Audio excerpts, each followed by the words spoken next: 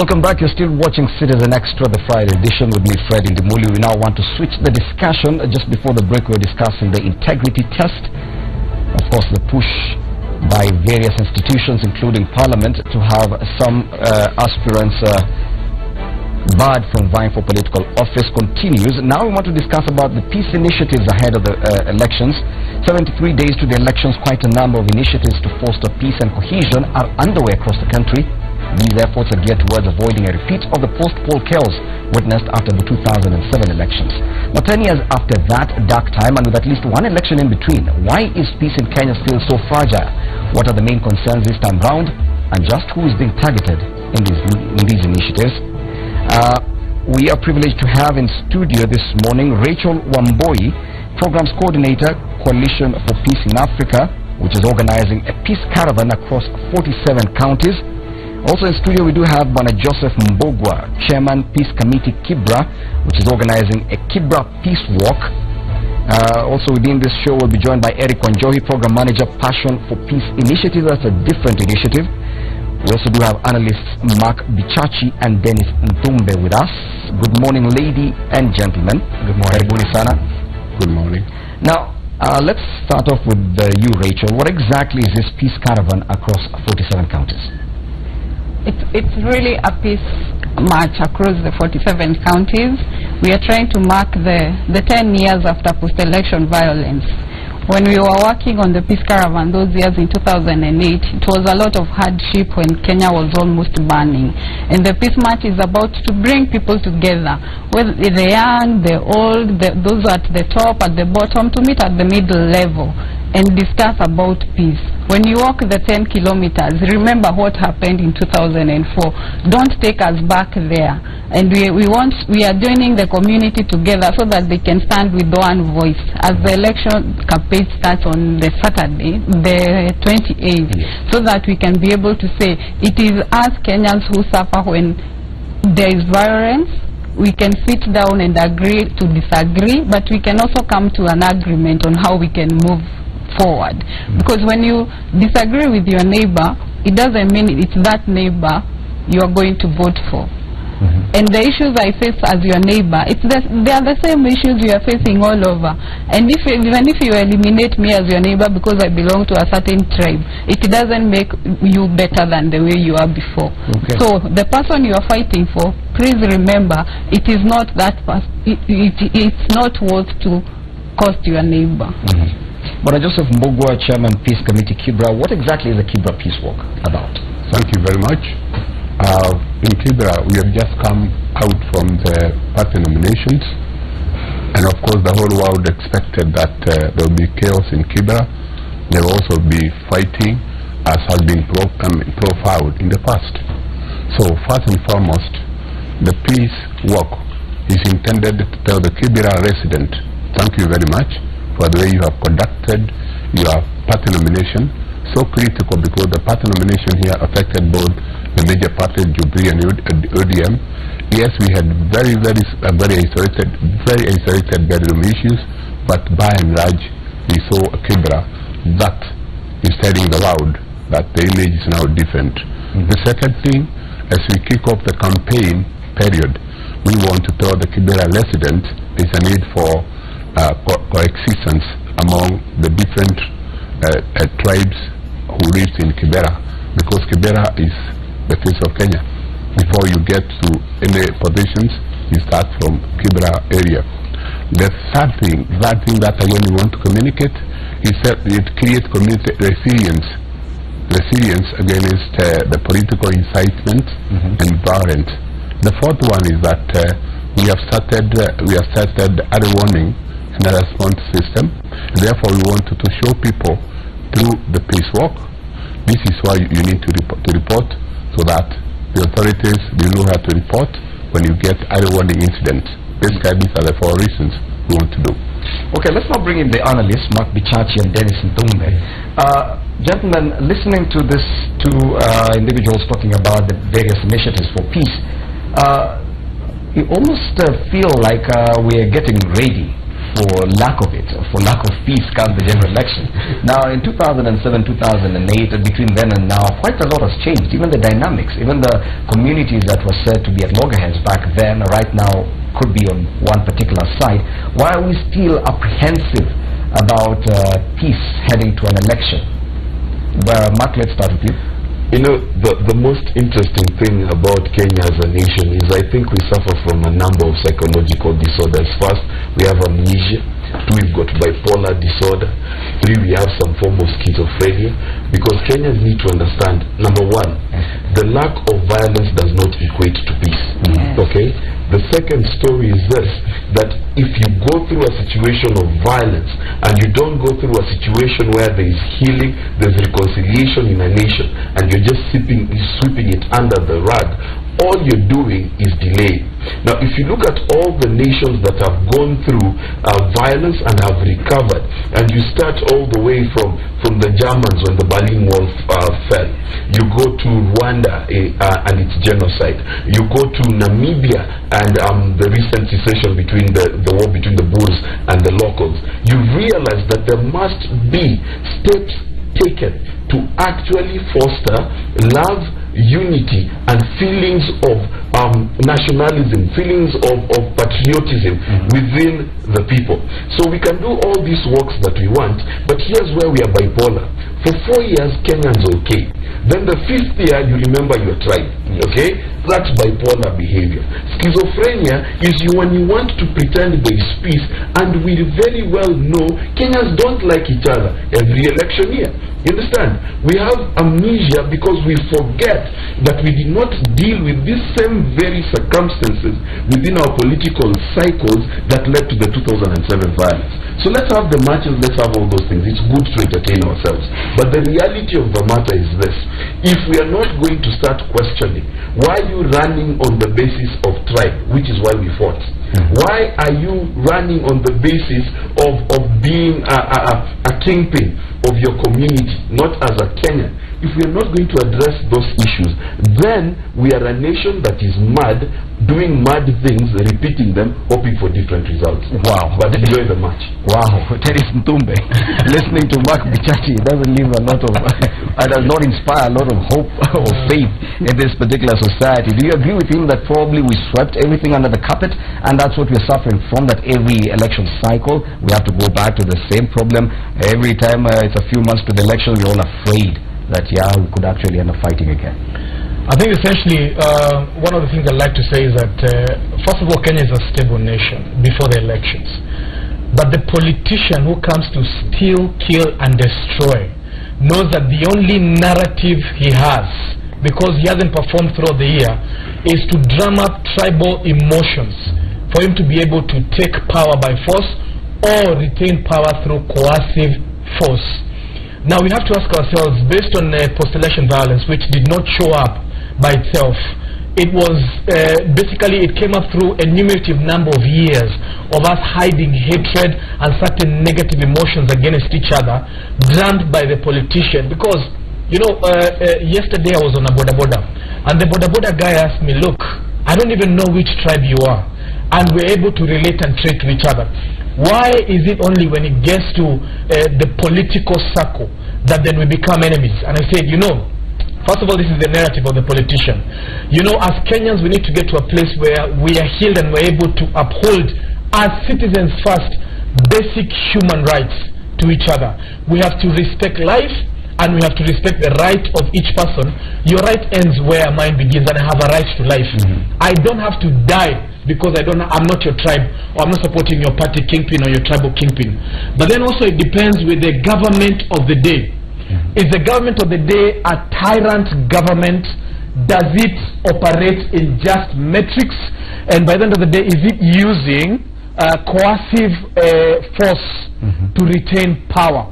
So the various dynamics that we have to look at to see, is the environment that which is able to sustain peace or not? But again, we have to differentiate that peace does not mean tolerance. It doesn't mean tolerance at all. In fact, one of the things that has to be, you have to resist a government that is driven by tyranny. But at the same day, you don't have to go against each other. We know that the political class is the political class, they go to the same club, they take their children to the same school. Me and Wanjiku, basically we walk the same streets and we get into the same matatus. That Kenya and life must go on after the general elections. Now, Rachel, is this initiative, the Peace Caravan across 47 counties, these fundamentals that the two gentlemen, Mark Bichachi and Dennis Tumbe, talking about, the issue of tri-ethnic, negative ethnicity, that this is the biggest problem we have. We can just boil down our lack of peace to that. Are you only trying to encourage tolerance, or are you hoping to actually address, and if so, how are you addressing this fundamental issue of negative ethnicity? I totally agree with the gentleman, but when you're doing the peace march, it's not because we are saying it's tolerance, we build that resilience. We are trying to tell the Kenyans it is time we wake up. It's not only listening to what you are being told, but it is time for you to have that knowledge, to think for yourself. Don't allow your mind to be polluted by the politicians. You are giving them work. That's why we are using women and youth. If you are giving, the politician is looking for work. When he gets to power, he will not remember you. When your child gets sick, your neighbor is the first person who comes to rescue you. That is the kind of thing we want to bring together during the peace march. But also don't forget that when politicians get up there and you are left down here, there's nothing much you can do. But the people have the power. We are just trying to open up the people's mind. We have the power. When you see the people in power and say they have the power, we have nothing to do. It is us people, the citizens who have slept and refused to work with our minds and to make decisions. Don't you think that's where the problem is? And I want to come to Brother Joseph Mbugua. In Kibra, and you mentioned that Kibra has all these different communities living together. And if at all there's negative ethnicity, then that is where it will really be felt. This Kibra Peace Walk, in what way does it look to address that issue of negative ethnicity? Because we all do agree that it all boils down to that. Thank you very much. I think when you look at Kibra, you start wondering, why do we have to experience those conflicts, peace conflicts, all the time you come after 5 years? One of the things is that our mode of working in terms of peace building is anchored to the government, because the government is in charge of security and peace cohesiveness within the resident. But what I find is that there is no consistency in terms of what, after the 5 years after election is gone. So when you look at peace walk among other initiatives, and at this juncture, I would like to really thank you to all these peace actors in the whole of Nairobi and the whole country. We have tried a lot, and therefore, the moment we start peace initiatives, and then elections are over, you find now that the tempo goes down. Why does it go down? Because there's no consistency. And therefore, that is one of the reasons, because of lack of consistency. Now, these are basically voluntary work, voluntary people who come together with the support of various NGOs. Therefore, the government needs to come up with a framework of consistently looking in terms of the peace institution. It's just the same as wealth creation. So therefore you need to sit down and then support it.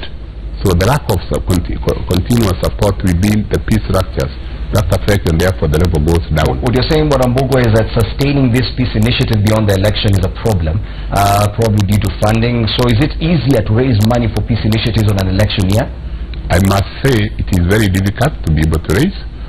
Some 3 or 4 years ago, a peace policy document was prepared. It was supposed to go through Parliament, so that in terms of creating a budget for peace actors, that was going to be possible. But I think it is now, it is now picking a dust from the shelf. Yes. So therefore, you question: is there a big commitment to peace initiative, or is it done ad hoc? Okay. So we need to address that.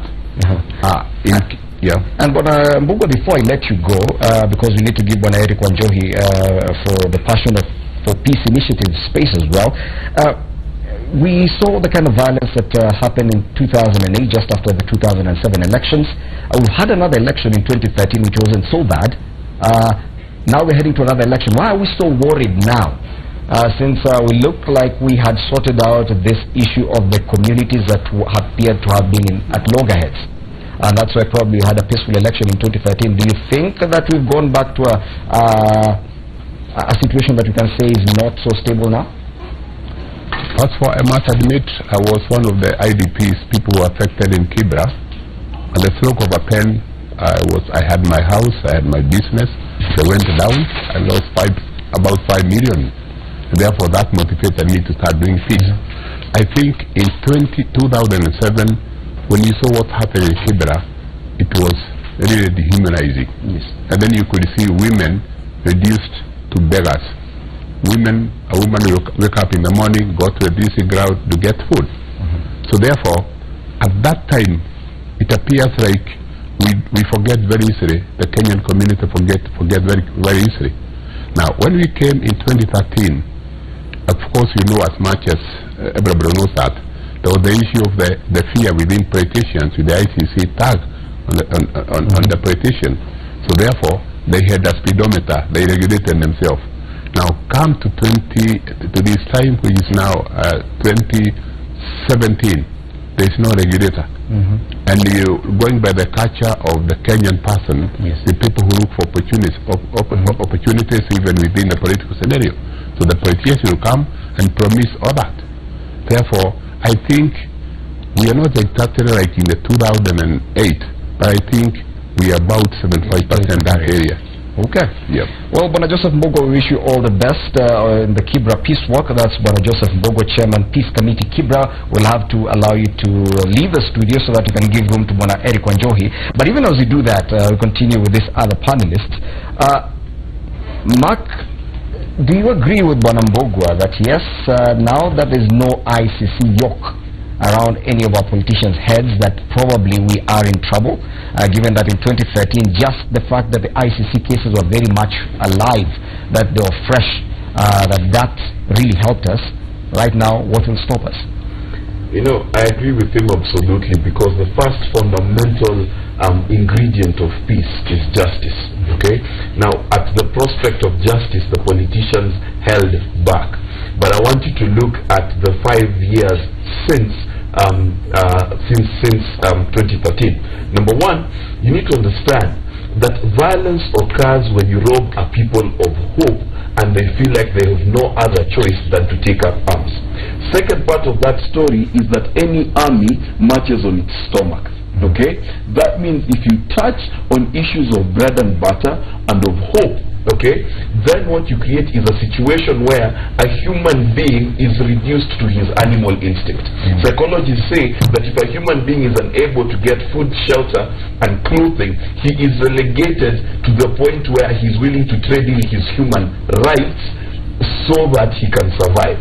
Now, we live in a country where just recently the price of unga rose all the way to 200 shillings. But we are so depressed that we couldn't do anything about it. That's a very dangerous sign. Because that person who's depressed is like when you're trying to kill a cat. If you ever tried to kill a cat, and I tried when I was young, you're okay for as long as there is space. But the day... You look like a very peaceful man. You tried killing a cat. Yeah? You look like a very peaceful I was a naughty young man. So when I tried to kill this cat, it was fine, and I was winning this fight until I got it to a corner. And then this cat turned on me, and it looked at me with the most scary eyes I've ever seen.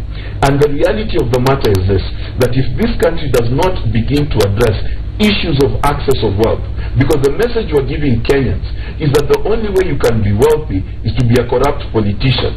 Okay? The message you're giving Kenyans, the only way to be wealthy is to do gold deals, become a chemist, a pharmacist, if you catch my drift. So all of these things that we're telling Kenyans, we are creating that there is no hope for me to legitimately succeed. Okay? Now, since we all can't be politicians, we all can't be chemists, the only option I have is to create an enemy in my mind, and that enemy that has been created for me is the other tribe, and I'll attack it.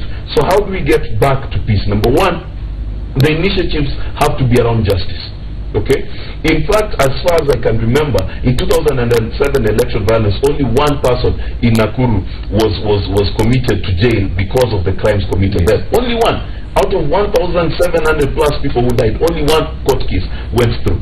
So we need to restore justice. Number two, we need to restore the hope of the people by restoring to them a genuine, legal and legitimate way to work hard and succeed in this nation. Okay? I asked a young man once and he told me, and I'll finish with this, and I asked him, how do you think you'll succeed? And he told me, a 14-year-old man told me, a boy rather, told me that you need to know people to succeed in this nation. It's a sad state. Wow.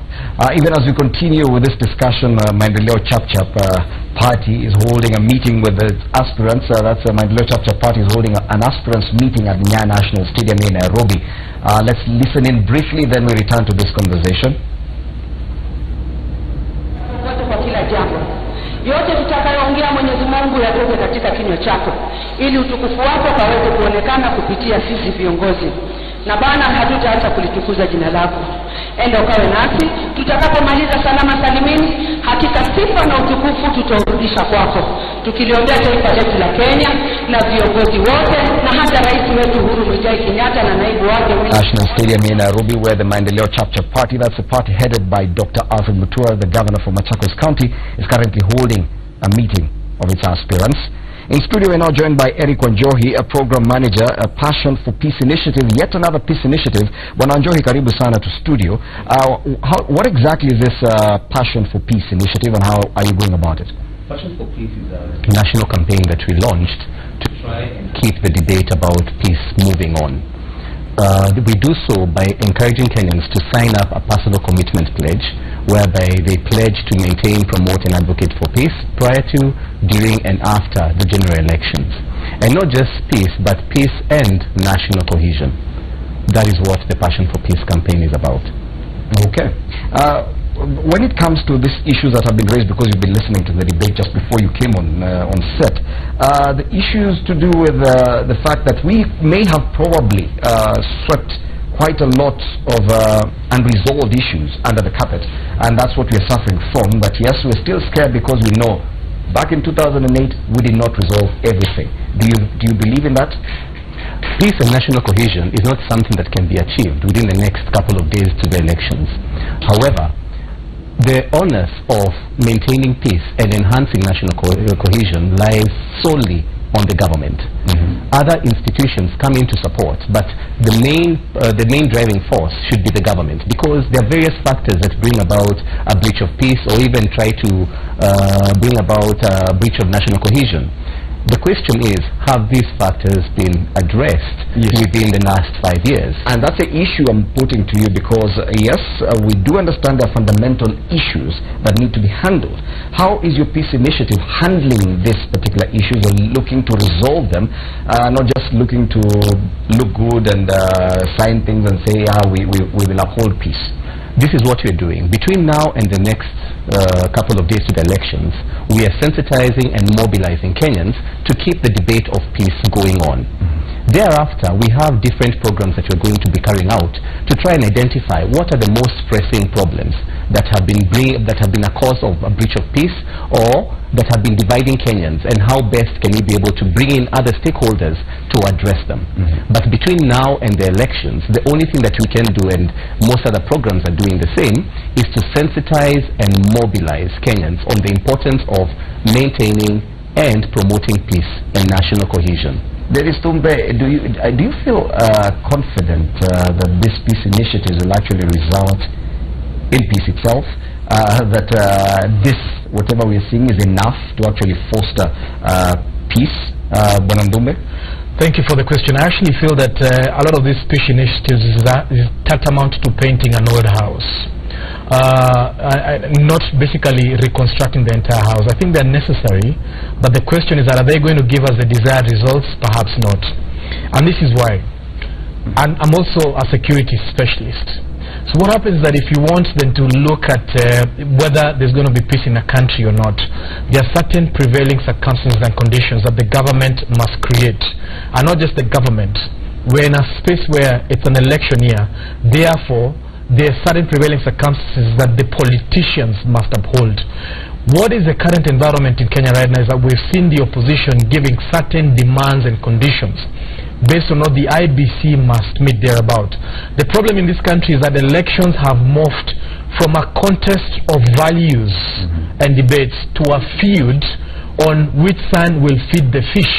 You know, basically 2 sons or 3 sons or 10 sons contesting for one bread and tearing it apart on the fact that they want the right to feed the fish. There has to be certain elements for peace to prevail, and those ones basically include the absence of war and physical violence, conditions necessary for human fulfillment. That is why Mark was addressing the issue of the stomach and microeconomics, which are very key. Conditions necessary for human harmony. Has that been a consistent narrative in Kenya or not? No. We know that there are certain times that we morph into a tribal cocoons, and then conditions necessary for oneness with creation and inner peace. Are we peaceful internally as Kenyans or not? Perhaps not. So then you can see, based on that narrative, that the prevailing condition is not that one of peace. And what are we doing? In security, we call it mitigating. How are you mitigating to ensure that come August 8th, whether it's pre-30 days or post-30 days, that we're not going to have the absence of war and physical conflict? That is something that we have to consistently be working on. Yes. But I'm not seeing anything based on that. We're not doing anything based on that. What we're doing is that increasingly every day, politicians are giving conditions and lifting conditions. It is like peace is something that the politician holds as long as their conditions to fulfill their stomachs are met. And that is a very dangerous circumstance to be trending on as a nation. And therefore we need to quickly look at how do we mitigate and how do we hold these politicians accountable. And not just accountability, how do we take the element of peace away from their hands so that they don't play any Russian roulette with it now. You know, they give it to us, they take it, they give it to us, they take it, based on the fact that you have to meet certain circumstances. And talking about politicians, Rachel, of course, just before we started discussing this peace initiative, of course, we're talking about the integrity test.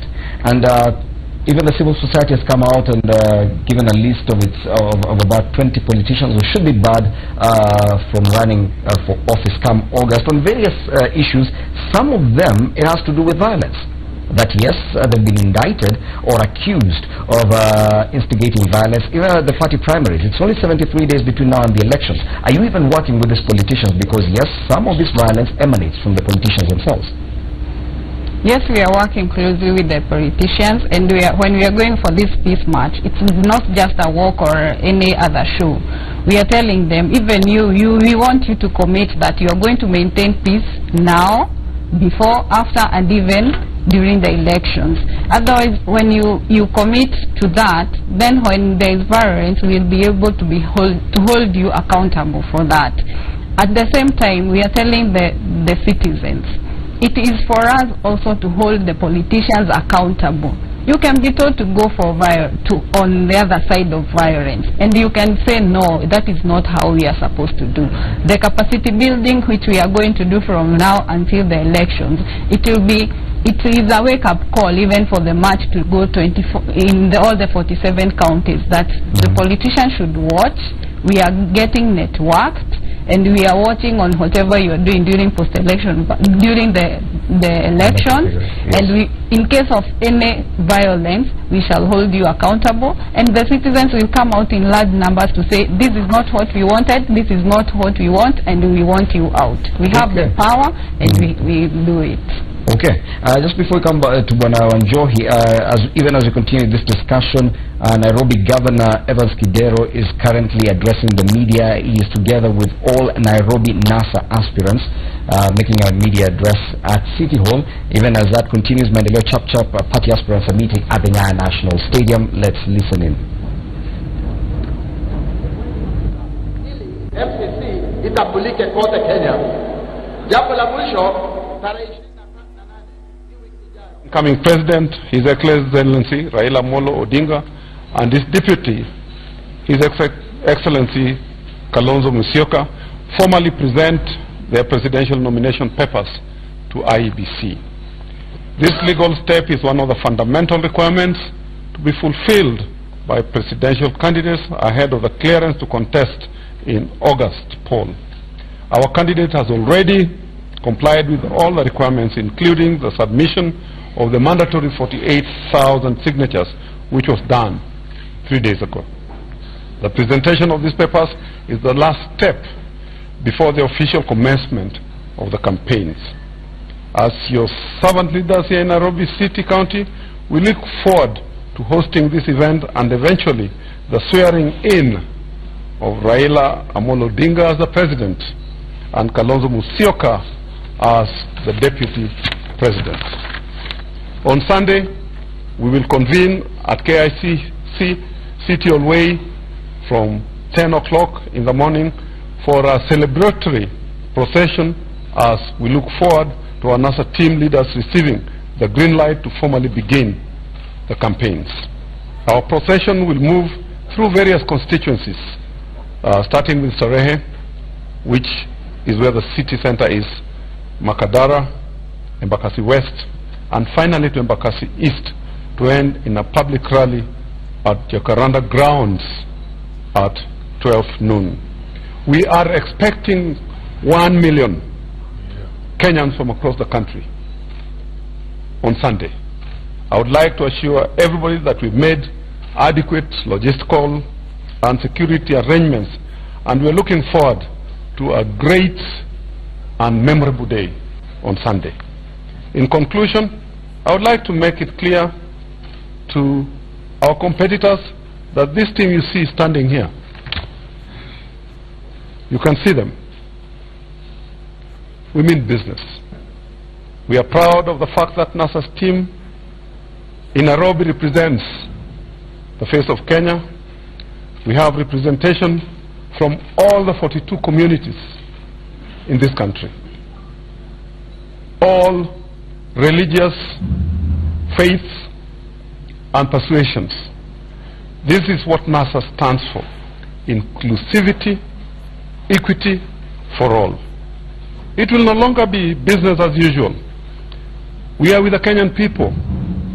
We are 1 million strong to add to the 10 million strong for our presidential candidates in Kenya.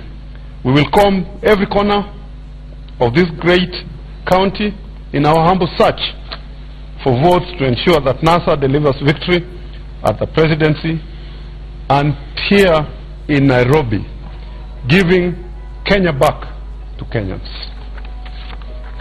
Tomorrow afternoon, we will be going to the grounds in Jacaranda to formalize and to finalize the arrangements so as to ensure that the 1 million who will be attending this great celebration have the comfort and the facilities that they need. Well, thank you. Thank you for coming. Any questions which will be taken by myself and by my colleagues? Yes, Nairobi Governor there, Evans Kidero, and NASA aspirants from Nairobi addressing the media from City Hall in Nairobi on plans for Sunday. That's when the NASA presidential candidate Raila Odinga will be presenting his nomination papers to the IEBC. Now, I want to wrap up this discussion about these initiatives ahead of the elections. We're still in studio here with Bwana Eric Wanjohi.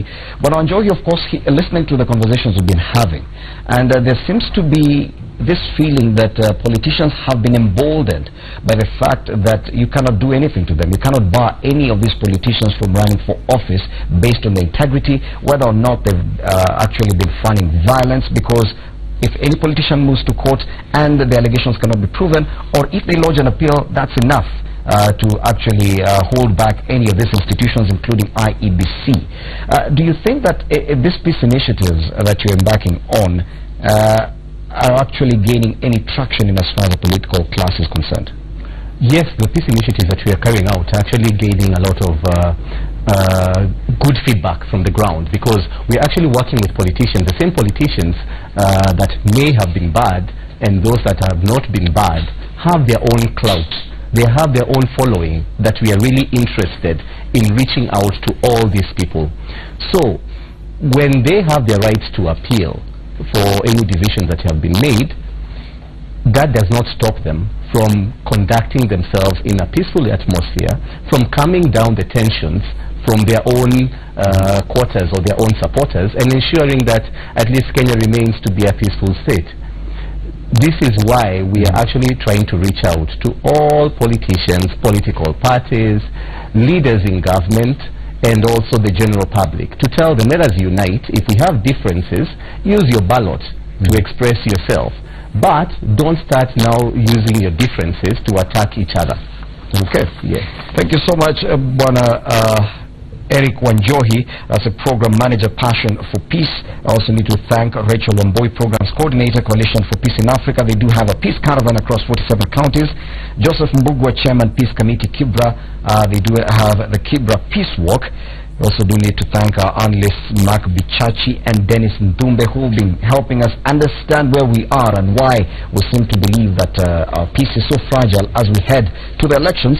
Time now for us to move